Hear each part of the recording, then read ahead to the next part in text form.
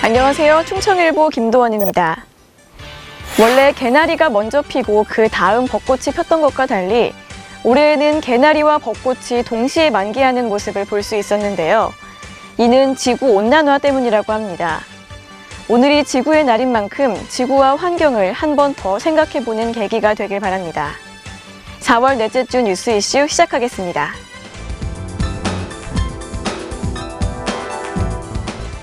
지난 주말 충북 지역 곳곳에 강풍이 불면서 피해가 속출했습니다. 일면입니다. 청주에서는 상가 건물 간판이 추락하고 보은군에서는 가로수가 쓰러져 교통이 통제되기도 했습니다. 비닐하우스 시설물도 속수무책이었는데요. 보은군에서는 비닐하우스 시설 3개 동이 날아가면서 저압전선이 끊어져 일대가 정전이 되기도 했고, 진천에서는 시설하우스가 95동이나 쓰러졌습니다. 또한 청주공항에서는 강한 비바람으로 비행기가 22편이 결항되는 등 많은 불편함이 잇따랐습니다.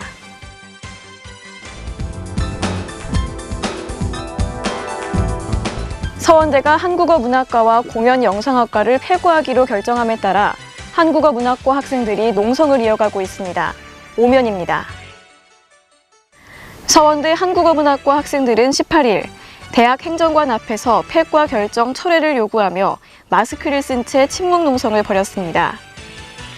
학생들은 한국어문학과가 신설학과이기 때문에 폐과 결정을 받아들일 수 없다고 주장하고 있고, 학교 측에서는 한국어문학과는 국어국문학과가 학과명이 바뀐 것이라며 대립하고 있는데요.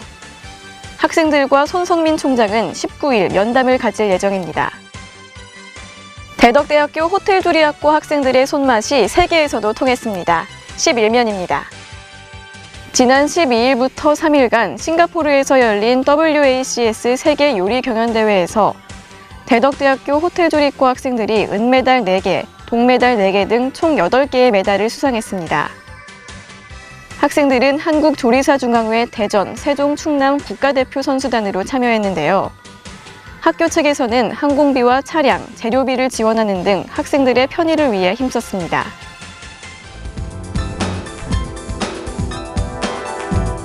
국토교통부가 1,000억 원대 규모의 국립철도박물관을 건립할 예정인데요.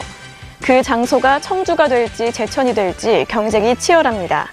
일면입니다. 국토부는 지난 14일 충북도에게 후보지를 단수로 추천하라고 요구했습니다. 이로 인해 도는 청주와 제천 중 한 곳을 결정해 곧바로 국토부에 신청할 예정이라고 밝혔는데요. 청주는 배후도시 인구가 100만 명이 돼야 한다는 후보지 추천 기준 항목을 들어 어필하고 있고, 제천은 충북의 철도 중심지라는 역사성과 부지가 넓다는 점을 장점으로 들고 있어 과연 어느 지역이 선택될지 주목되고 있습니다. 와인의 고장인 충북 영동군이 복숭아와 자두를 활용한 색다른 와인을 선보입니다. 영동군 농업기술센터 와인산업팀은 지역에서 생산된 복숭아와 자두를 이용한 와인을 개발했습니다. 알코올 도수는 12에서 14%로 상큼한 과일향과 함께 달콤하고 청량감 있는 맛을 느낄 수 있는데요.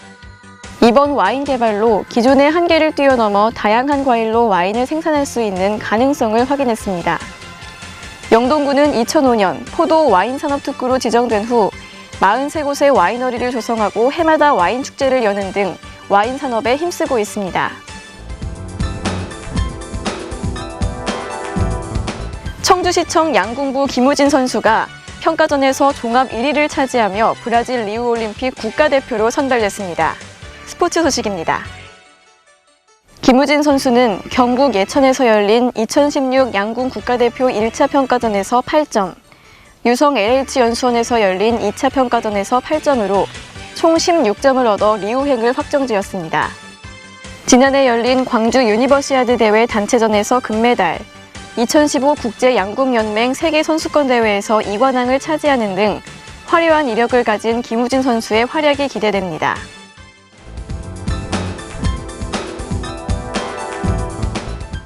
요 며칠 봄비가 촉촉이 내렸는데요.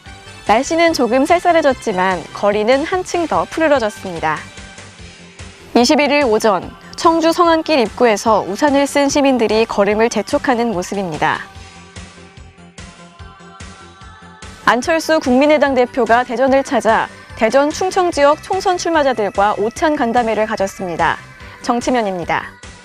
안 대표는 이번 선거에서 국민이 선물을 주신 게 아니라 숙제를 주신 것이라 생각한다며 국민의 삶을 바꾸는 정치로 보답하겠다고 말했습니다. 이어 당장 드러난 실업과 불경기 문제를 해결하기 위해 조속히 경제 대화에 나서야 될 때라며 정부 산업 구조 개혁 계획에 대해 비판의 목소리를 높였습니다. 에콰도르와 일본에서 강한 지진이 발생했습니다. 에콰도르에서는 사망자가 500명이 넘었고 일본 구마모토에서는 여진이 600차례 이상 계속되는 심각한 상황인데요. 피해 상황이 무사히 복구될 수 있기를 바랍니다. 4월 넷째 주 뉴스 이슈 마치겠습니다.